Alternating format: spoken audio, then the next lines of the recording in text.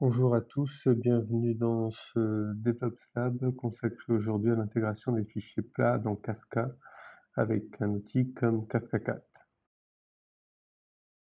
Les fichiers plats sont aujourd'hui encore très présents en tant que format d'échange interapplicatif.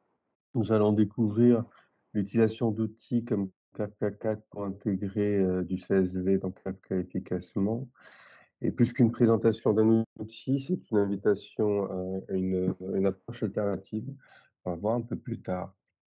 Mais d'abord, passons à qu'est-ce que Kafka Cat? Alors, c'est un des nombreux outils autour de Kafka dans la communauté open source.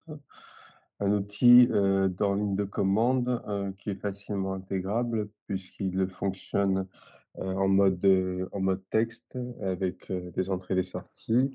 Un outil qu'on pourrait qualifier de DevOps parce qu'il peut servir à la fois pour la production, consommation de messages, mais il permet aussi de faire un peu de monitoring. Alors, l'alternative, c'est quoi? C'est le shell. Si je devais résumer un peu la philosophie qu'il y a autour des programmes Unix, c'est qu'ils effectuent une seule tâche, mais qu'ils le font bien, qu'ils collaborent et fonctionnent en flux. C'est accessible à des non-devs. Ça permet d'avoir une CPI assez simplifiée, qu'il n'y a pas de compilation, par exemple, et on peut atteindre une efficacité assez élevée sur des tâches assez simples. Alors, on passe à la démo. Donc, on va commencer par installer quelques outils qu'on va utiliser tout au long, donc Kafka Cat, qui s'appelle ici Kakat dans la ligne commande. Voilà. On installe, pardon, Kafka via Docker. Kafka, ça se compose de deux parties, Zookeeper et puis Kafka lui-même. On va faire une première utilisation de l'outil Kafka Cat ici qui va nous servir à vérifier que l'installation est OK. C'est qu'avec le commutateur-L, j'ai listé les nœuds et les topics. Voilà. Donc ici, avec le tiret B, j'ai spécifié l'adresse. Donc il me dit bien qu'il y a un broker qui a été détecté, donc ça pour que ça fonctionne, et zéro topic, vu que le cluster est tout neuf. J'ai aussi installé avec Docker un outil qui s'appelle Call, qui est une interface graphique web qu'on utilise euh, pas mal et qui est assez pratique. Donc, pour la démo, je vais passer par un jeu de données qui est en fait la liste des entreprises qui vient d'Elysée. Donc, il y a un fichier téléchargeable que je viens de télécharger. Donc, c'est un fichier Excel. On peut le vérifier avec la commande Unix File. Voilà, Microsoft, c'est bien le cas. Comme le fichier Excel est difficilement exploitable directement avec le shell Unix, on va utiliser le format CSV. Donc, on va d'abord commencer par transformer ce fichier Excel en CSV avec l'un des utilitaires disponibles. Donc, j'ai installé celui-là au début, XLSX to CSV. On va faire d'abord un premier essai. Voilà. Donc là, on a le contenu du fichier Excel au format CSV. On voit qu'il y a un en-tête ici, une sorte de cartouche. Et puis ici, on a les en-têtes de colonnes ici. Donc ce qu'on va faire, c'est qu'on va commencer avec un tail par sauter ce cartouche qui nous intéresse pas pour nos données. Et puis pour mettre un petit peu les données plus en forme à l'affichage, on va utiliser la commande colonne et cut. Les commandes colonne et cut. Voilà ce que ça donne. Donc c'est déjà un petit peu mieux. On voit qu'on a différentes colonnes. On a des dates ici qui sont pas vraiment en format ISO. Donc, ce qu'on va faire, c'est que avec une expression SED, on va formater ces dates au format ISO. Alors, SED, c'est un outil assez commun qui nous permet avec des expressions régulières, de modifier des flux.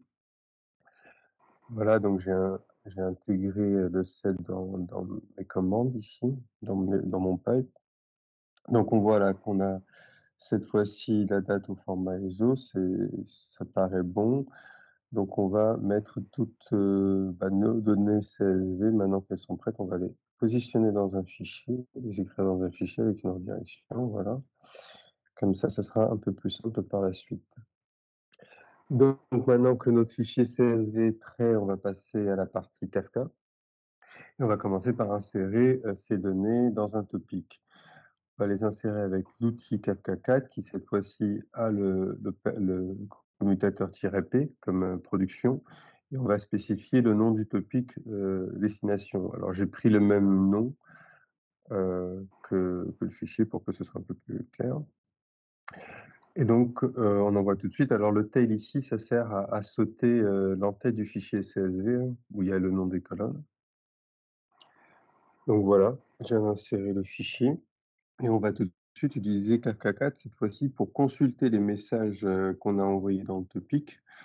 Le commutateur cette fois-ci c'est "-c et on lui met cette option "-o begin" pour qu'il commence à lire le topic depuis le début parce que par défaut il lit les messages, les nouveaux messages directement. Et on lui dit aussi, hop, je vais mettre la fenêtre comme ça c'est plus simple. Et on lui dit aussi qu'on veut uniquement les 10 premiers messages, pardon. On va réutiliser notre commande colonne et cut pour mettre en forme un peu plus, de manière un peu plus lisible. Donc voilà le résultat. Donc ça ressemble beaucoup au CSV qu'on avait avant, c'est normal. On a donc un message par ligne. J'ai oublié de vous le dire, hein. 4K4 il fonctionne en mode texte, c'est-à-dire que chaque ligne qui va arriver en entrée, il va le transformer en un message, et de la même manière en sortie. Donc c'est pour ça que c'est un outil qui s'intègre très bien dans le shell Linux. Notamment, par exemple, si on veut compter le nombre de messages avec la commande WC, qui est assez connue aussi dans le monde Unix et Linux. Donc voici le résultat. Alors, ce que j'ai fait ici, c'est que au lieu de mettre "-c", j'ai mis un "-e" qui dit à Kafka 4 qu'il s'arrête à la lecture du dernier message. Il reste en attente des nouveaux messages, donc la commande ne s'arrête pas. Donc de cette manière, j'ai pu lire les messages du début jusqu'à la fin, pardon, et je les ai passés à WC. Voilà. Pour compter les messages, il y en a 39 148 messages. Donc, on va afficher maintenant ces données-là sur l'interface graphique Call qu'on a installée au début, l'interface web. Donc voilà, vous devrez le voir à l'écran. Donc voilà, Call, ça affiche un certain nombre d'informations, le nom du topic qu'on a ici en haut, le nombre de messages, donc le même nombre qu'on a vu juste auparavant, quelques paramètres, et puis les messages.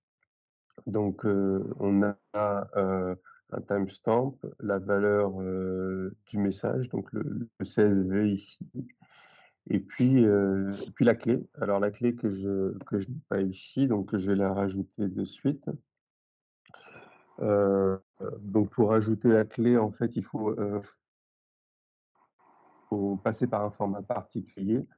Avec le Kafka 4, il faut lui donner la clé en début de chaque ligne avec un séparateur, et puis la valeur du message. Donc la clé, le séparateur de la clé, c'est ce qu'on spécifie ici avec le commutateur "-k comme key.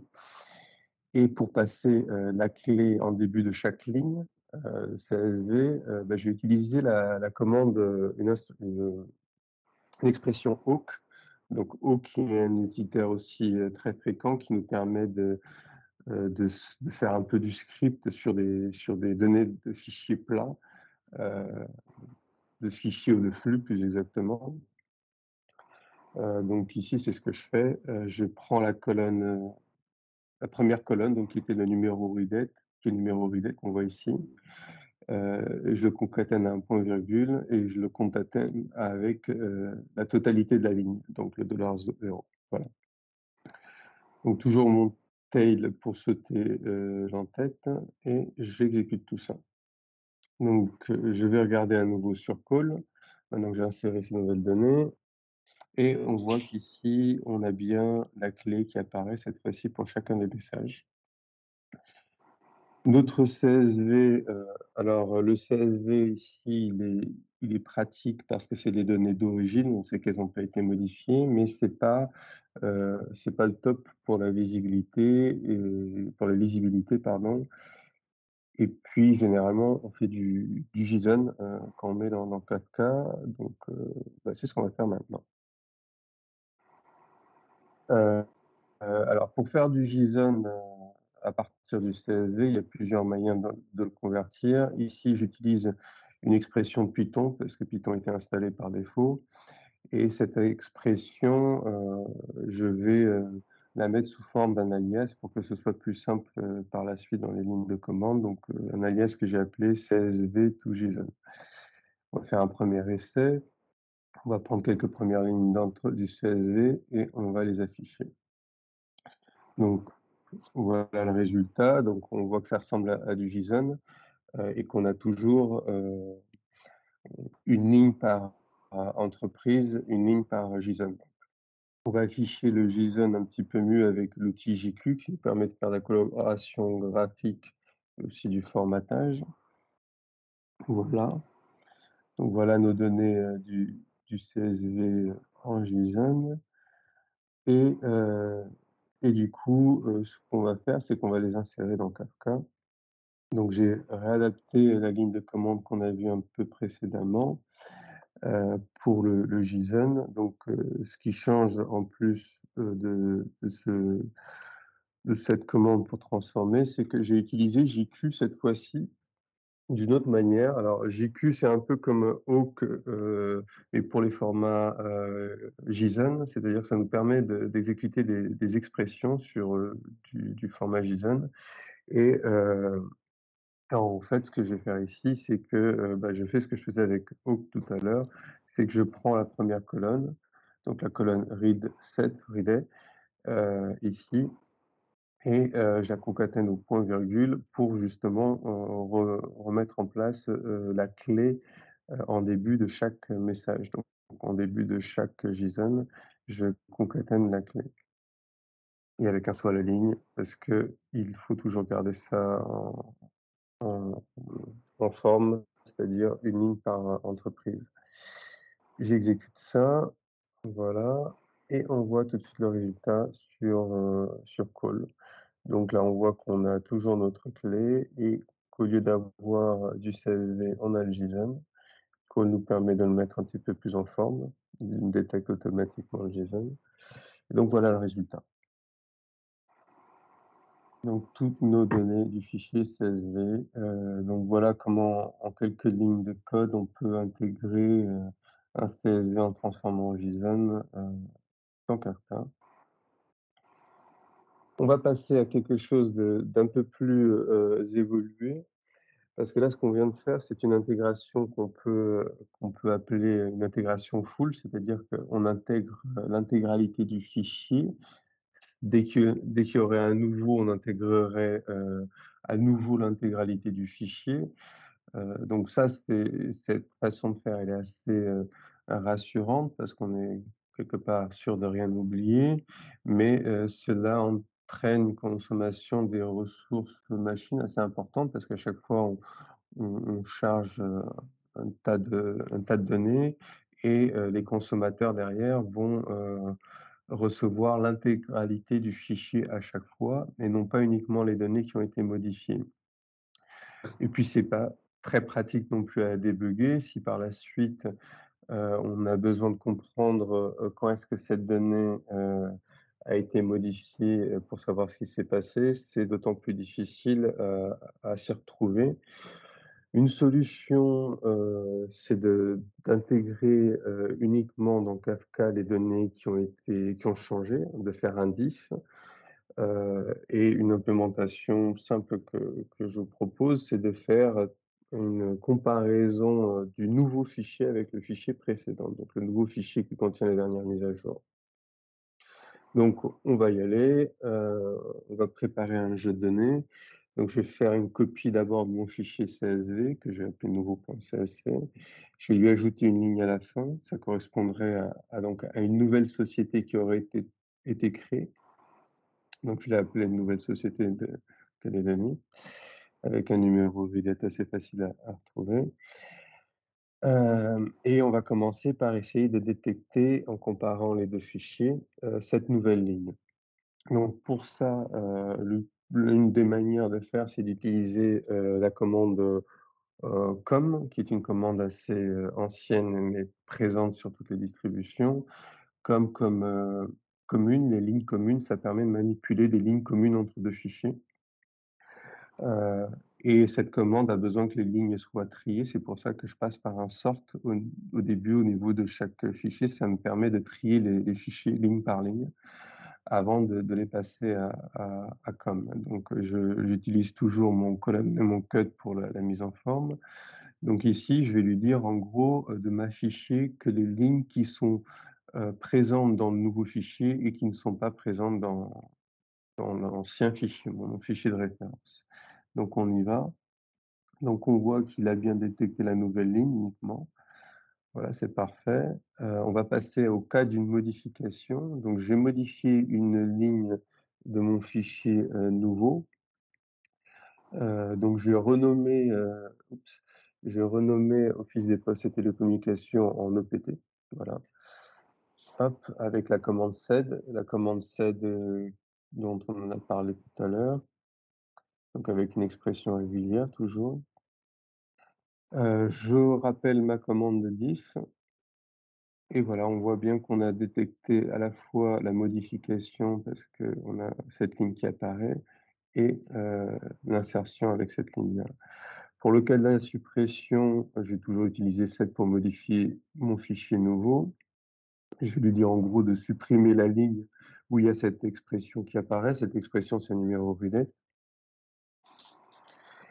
Et cette fois-ci, la commande com, elle est un petit peu différente parce que pour ne pas confondre une modification et une suppression, ce que je fais, c'est que, je vais isoler dans les fichiers uniquement les colonnes readées. Hem, pour ça, j'ai utilisé la commande cut qui me permet, de manipuler des colonnes, dans un fichier et je vais lui dire voilà, avec sachant que le séparateur, c'est la virgule dans ce fichier, c'est un CSV. Je vais prendre la première colonne, la colonne d'index 1. Voilà, la colonne d'index 1, je vous rappelle, c'était le readay et pareil, toujours le sort. Donc le résultat, le voici. Il a bien détecté, en comparant les 2 fichiers, que la ligne qui a été supprimée, c'est bien celle-là. Donc voilà tout. On a tout ce qu'il nous faut, au niveau shell pour, détecter les modifs. On va passer à la partie Kafka. Pour la partie Kafka, ce qu'on va faire, c'est qu'on va commencer par créer un topic, mais cette fois-ci en mode compact. Alors par défaut, quand on crée un topic dans Kafka, c'est un topic en mode delete, c'est-à-dire que les données, sont purgées au bout d'un certain délai, purgées automatiquement par Kafka. Par défaut, c'est 3 jours. Enfin, c'est un peu moins, c'est entre 1 et 3 jours. Et le mode compact, il est un petit peu différent, c'est qu'il nous garantit que Kafka va nous garder au moins les données les plus à jour. Alors les messages les plus à jour, il va se baser sur la clé pour savoir que c'est le dernier message, de telle donnée. Et donc ça convient bien à notre exemple parce que pour des données de ref, c'est parfait, heu et nos entreprises peuvent être considérées comme des données de ref. Donc je vais commencer par, pour le jeu donné, par, créer ce topic avec la commande Kafka topic qui vient avec, Kafka, le petit script, voilà. En lui spécifiant bien le nom du topic ici et puis, le mode compact ici et je vais alimenter ce topic avec les données que j'avais mis dans mon précédent topic qui s'appelait entreprise.json. Et pour ça, je vais utiliser, c'est là où shell est très intéressant parce qu'en une ligne comme ça, on fait quelque chose d'assez important. C'est que là, je vais lire toutes mes, données de mon précédent topic. Je fais un pipe pour les injecter dans mon nouveau topic. Voilà, donc je fais une copie avec cette ligne de commande-là. C'est fait. Il m'a dit qu'il est arrivé à l'offset qui semble correspondre à mon dernier message, donc c'est parfait. On regarde ce que ça donne sur call. Donc voilà, on voit mon nouveau topic delta qui est ici en mode compact et qui a bien bon nombre de, de messages et les données dedans. OK. On passe à la suite. Donc, la commande qu'on a fait précédemment pour insérer des données dans Kafka, je l'ai adaptée ici pour insérer uniquement les données modifiées avec la ligne de commande qu'on a vue précédemment, avec la ligne commande com. Donc voilà, j'ai tout simplement mis les commandes les unes à la suite des autres avec des pipes. Voilà, j'insère cette fois-ci donc uniquement les données modifiées, non pas l'intégralité du fichier avec la commande com. Ça, c'était pour le cas de l'ajout et de la modif, et je vais faire la même chose pour le cas de la suppression. Alors, le cas de la suppression dans un topic compact, il est assez particulier parce que Kafka, il va attendre un message avec une clé et comme valeur nulle. C'est ce qui permet d'indiquer que tel message de telle clé a été supprimé.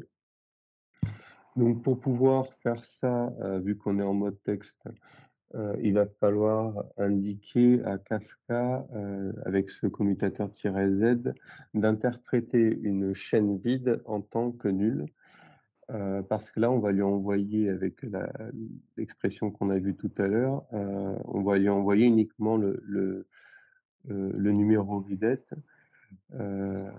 Et comme il attend clé valeur, en fait, on va ajouter avec cette expression sed un point virgule après le numéro vidette, comme ça fait clé point virgule valeur, donc valeur qui est vide et que Kafka va interpréter comme nul avec le -z.